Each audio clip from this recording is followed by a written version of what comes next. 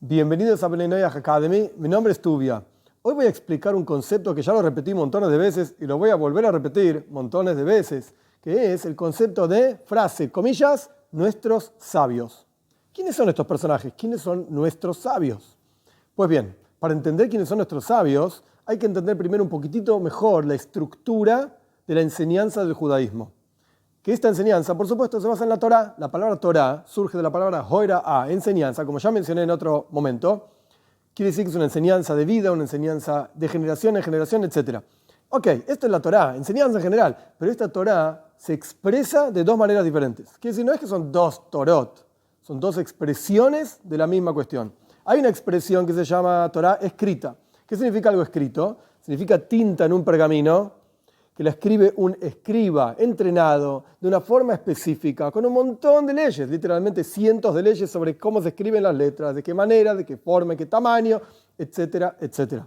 Esto es la Torá escrita. Esto es lo que Dios entrega en el monte Sinai y dijo a Moshe, escribí, valga la redundancia, escribí esto en un pergamino, etcétera. Esa es la Torá escrita. Y esto se cuida, de vuelta, generación tras generación, en forma exacta y precisa. Hay muy pocas discusiones, y estamos hablando de 3.300 años desde que se entregó, sobre si tal letra debe ser esta o aquella, o este puntito debe ser así o así. Ok, hay algunas discusiones porque somos seres humanos y generación tras generación y tanto sufrimos a lo largo del exilio en el que vivimos, que ok, se nos olvidó una letra, si era de esta letra o la otra letra, y se discute, ningún problema. Esa es la Torá escrita.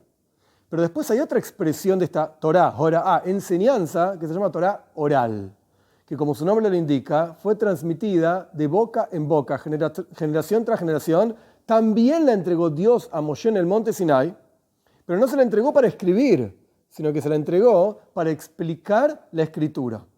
Esta combinación de dos expresiones de la Torá, la enseñanza, es una combinación, para dar un ejemplo simple, como una caja fuerte con dos claves, con dos combinaciones. No alcanza a tener una combinación, porque si no tenés la otra combinación, no vas a poder abrir la caja fuerte.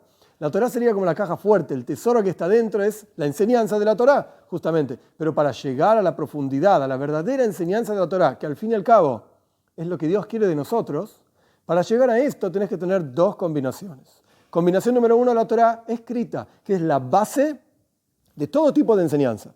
Combinación número dos, la Torá oral, que explica lo que dice la Torá escrita. La Torá escrita sin Torá oral, ¿no se entiende? La Torá oral sin Torá escrita, ¿en qué está basado? ¿Es un invento? ¿De quién? De nuestros sabios. Nuestros sabios son aquellos personajes que escribieron la Torá oral. Suena extraño, porque si es oral no está escrito, claro. Alrededor del año 200 aproximadamente de la era común, Rabbi Yehuda Hanasí, así se llamaba Rabbi Yehuda el príncipe, él decide, por causa de las persecuciones, las dificultades, las hambrunas, las problemáticas que vivía el pueblo de Israel en la tierra de Israel con la conquista romana, etc., él decide transcribir parte, subrayo, parte de la Torá oral. Y esto se llamó un libro llamado Mishnah. Eso es una parte de la Torá oral. Luego pasaron años, unos 200 años más, y ya no alcanzaba con la Mishnah, porque incluso lo que decía la Mishnah era dudoso. Quiere decir, no se entendía fácilmente. Entonces se escribió lo que se llamó la Gemara. Gemara la escribe Rab Ashi y Rabina aproximadamente año 400, 450 de la era común, que es una explicación de la Mishnah. Entonces, la Mishnah es una transcripción de parte de la Torá oral. Y hay una parte que siempre estuvo en forma oral. De hecho, interesante, estos videos son parte de la Torá oral. Pero esto no me hace a mí un sabio, de ninguna manera. Cuando decimos nuestros sabios, son estos grandes personajes, gigantes de la Torá, gigantes de la vida, gigantes de las enseñanzas, gigantes del vínculo con Dios, que ellos transcribieron parte de la Torá oral. Generación tras generación se fue transmitiendo esa cuestión oral de acuerdo al lenguaje de la generación, de acuerdo a las ideas de esa generación. No es lo mismo hablar a un público hace 3.000 años que hablar a un público hace 2.000 años, que hablar a un público hace 1.000 años, que hablar a un público hoy.